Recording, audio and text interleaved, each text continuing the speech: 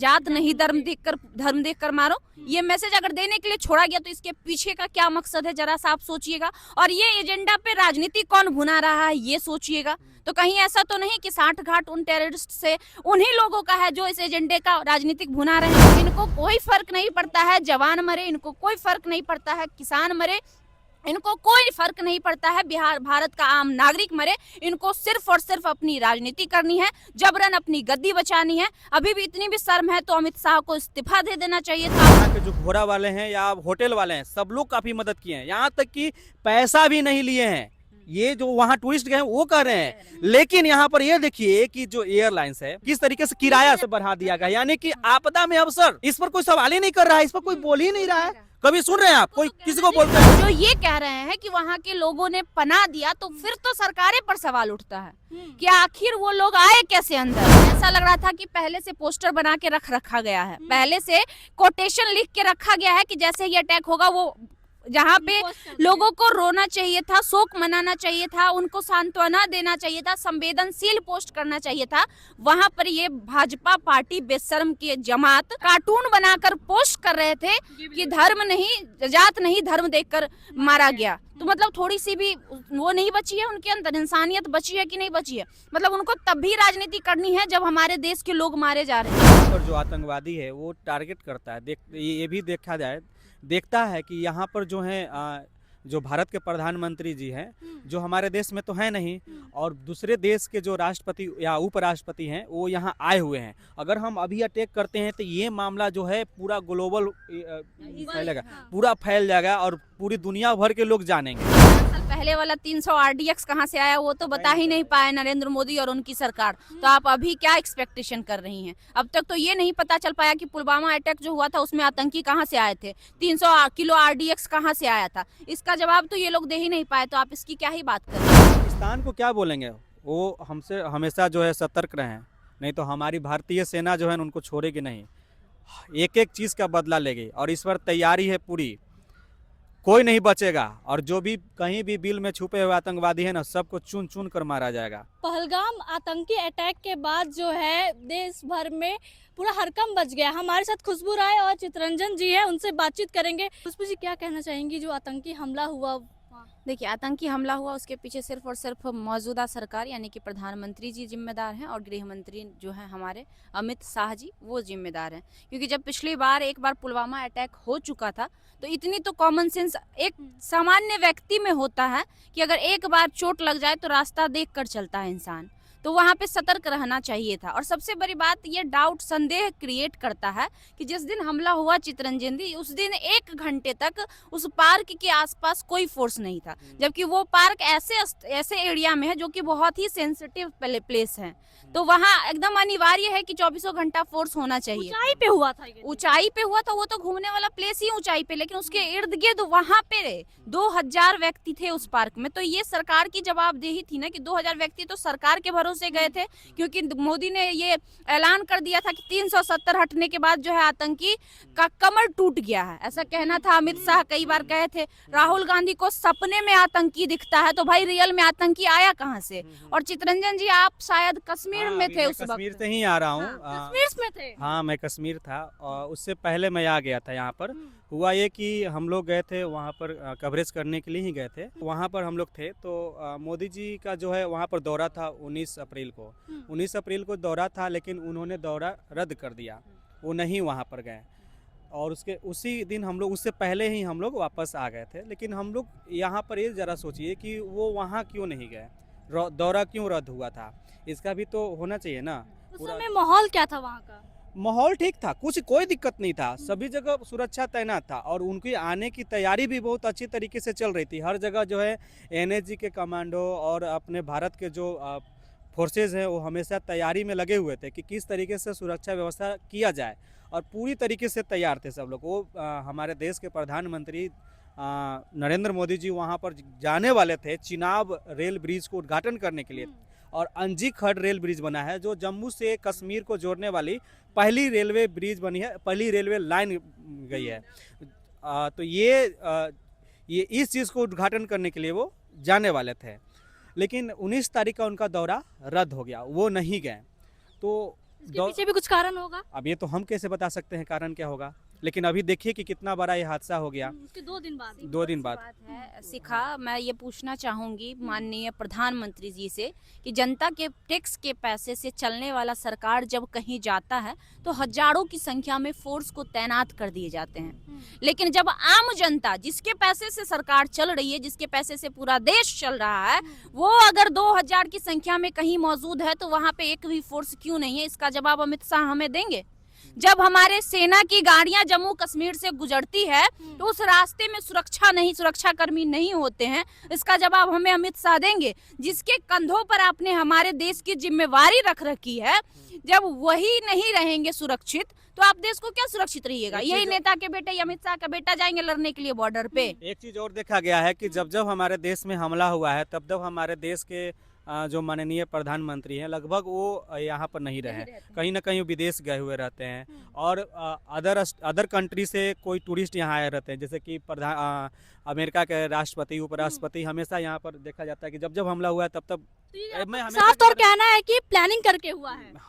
हो सकता है, संदेह ये संदेह के घेरे में डाल रही है कि जब जब हमला होता है नहीं रहते हैं प्रधानमंत्री यहाँ पे। याद होगा आपको कोरोना में हमने एक सवाल उठाया था, जब पूरा देश कोरोना की आग में झुलस रहा था तब जितने अडानी अंबानी करोड़पति बिजनेसमैन थे वो अन्य शहरों में जाके रह रहे थे, मतलब उनको पता था कि यहाँ पे कुछ होने वाला और उनको पहले जानकारी दे दी गई थी, इसलिए वो पहले ही यहाँ से शिफ्ट कर गए थे। मतलब यहाँ जान की सुरक्षा सिर्फ बड़े करोड़पतियों का होता है या बड़े नेताओं का होता है, आम जनता के जान की कोई सुरक्षा नहीं।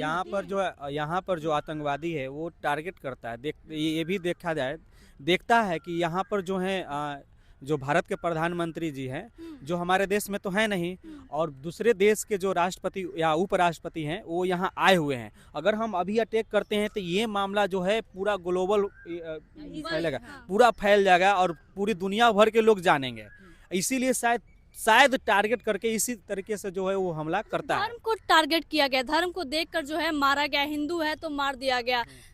हमने पहली बार ऐसा सुना है जीवन के इतिहास में कि टेररिस्ट अटैक में सिर्फ पुरुषों को टारगेट किया जाता है। धर्म से पहले आप ये कहिए कि पुरुषों को टारगेट किया गया, न महिलाओं को छुआ गया, न बच्चों को छुआ गया। हालांकि वो बहुत अच्छी बात है कि वो बच गए, हमें इस बात की बहुत खुशी है, लेकिन सवाल ये उठता है कि उन महिलाओं को ये मैसेज देने के लिए छोड़ा गया कि जात नहीं धर्म देखकर मारो। ये मैसेज अगर देने के लिए छोड़ा गया तो इसके पीछे का क्या मकसद है, जरा सा आप सोचिएगा। और ये एजेंडा पे राजनीति कौन भुना रहा है ये सोचिएगा। तो कहीं ऐसा तो नहीं कि साठ घाट उन टेररिस्ट से उन्हीं लोगों का है जो इस एजेंडे का राजनीतिक भुना रहे हैं। आप समझिए इस बातों को। बीजेपी की तरफ से पोस्टर भी जो है वहाँ हुआ था, जात नहीं, ऐसा लग रहा था कि पहले से पोस्टर बना के रखा गया है, पहले से कोटेशन लिख के रखा गया है कि जैसे ये अटैक होगा वो जहाँ पे लोगों को रोना चाहिए था, शोक मनाना चाहिए था, उनको सांत्वना देना चाहिए था, संवेदनशील पोस्ट करना चाहिए था, वहां पर ये भाजपा पार्टी बेशर्म के जमात कार्टून बनाकर पोस्ट कर रहे थे कि धर्म नहीं जात नहीं धर्म देखकर मारा गया। तो मतलब थोड़ी सी भी वो नहीं बची है उनके अंदर, इंसानियत बची है कि नहीं बची है? मतलब उनको तब भी राजनीति करनी है जब हमारे देश के लोग मारे जा रहे हैं। जब बीजेपी की नेता भी वहाँ पे थी, वो बोली कि लोकल लोग जो है बहुत मदद किए। ये सच्चाई है, ये सच्चाई है। सारी तस्वीरें आपके सामने, कितनों को आप झूठ साबित करेंगी?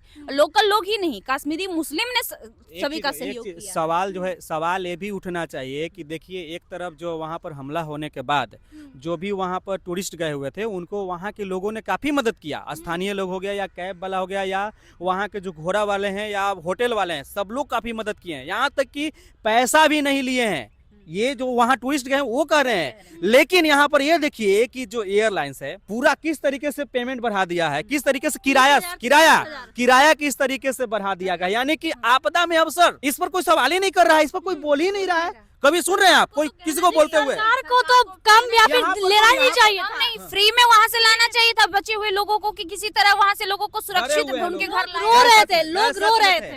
दहशत में लोग हैं, वहाँ से लोगों को किसी तरीके से जो है उनको सांत्वना देना चाहिए था और फिर वहाँ का जो किराया वो कम कर देना चाहिए था। लेकिन यहाँ पर जो है उल्टा किराया और दुगना तिगना हो जा रहा है। छोटे बच्चे का वीडियो देखी होंगी आप, कैसे रो रहा था, उसके बाद भी जो है लोग वहाँ से पैसा इतना ज्यादा दे के एरोप्लेन से आ रहे थे। तो वही ना सोच रही, तो सरकार को सोचनी चाहिए थी ना कि हमारे लोगों को सुरक्षित लाना ज्यादा जरूरी है पैसे कमाना में अवसर ढूंढना है। एयरलाइंस को यहाँ पर दबाव देना चाहिए था कि इतना पैसा क्यों बढ़ा रहे हैं आप, पैसा क्यों ज्यादा ले रहे हैं। हैं, यहाँ पर लोग मदद कर रहे हैं, वहाँ के लोकल लोग मदद कर रहे हैं। और देखिए वहाँ पर जो छोटे छोटे जो वहाँ पर व्यापारी हैं या होटल वाले हैं या घोड़ा जो चलाते हैं या वहाँ कैब वाले हैं, वो तो और बेचारे अपना किसी तरीके से अपना घर चला रहे हैं, वो मदद कर रहे हैं, पैसा नहीं ले रहे हैं, पानी लोग दे रहा है, खाना लोग पहुंचा रहे हैं, लोग को मदद कर रहा है, कंधे पे उठा उठा के ले जा रहा है। यहाँ पर एयरलाइंस जो है यहाँ पर पूरा तिगुना रेट बढ़ा दे रहा है।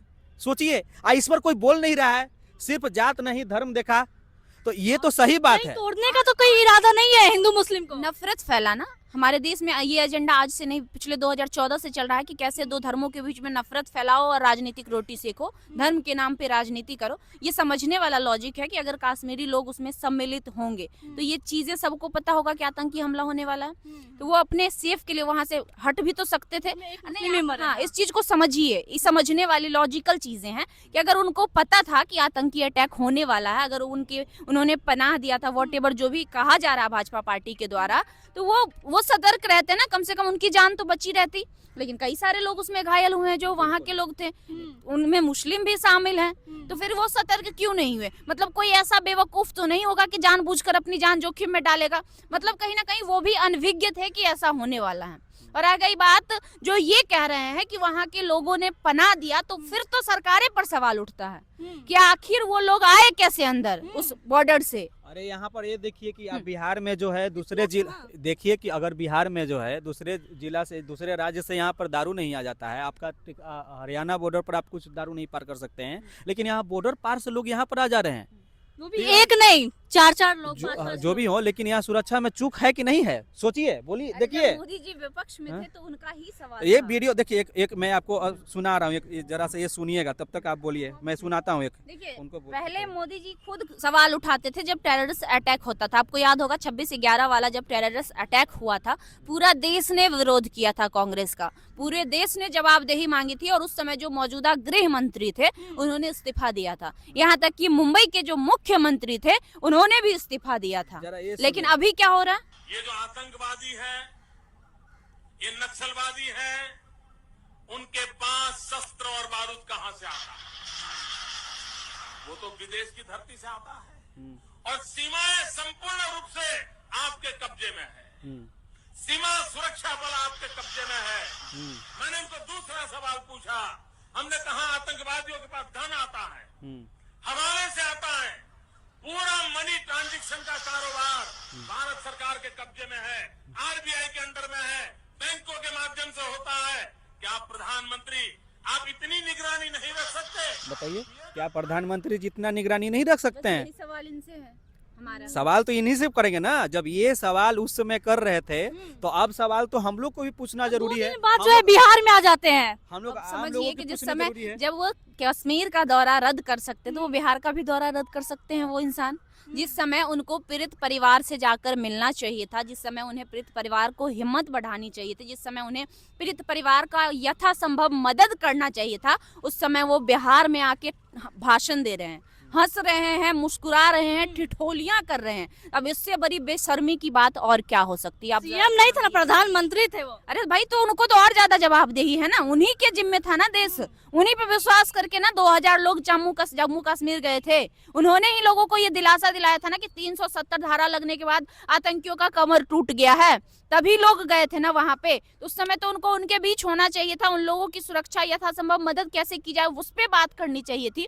मतलब जितने भी इन विजिलेंस वाले थे वो बिहार में आके बैठे थे क्या? उससे बात करने आए थे क्या मोदी जी? यहाँ पे यहीं पे थे सारे विजिलेंस का टीम, ऐसा था क्या?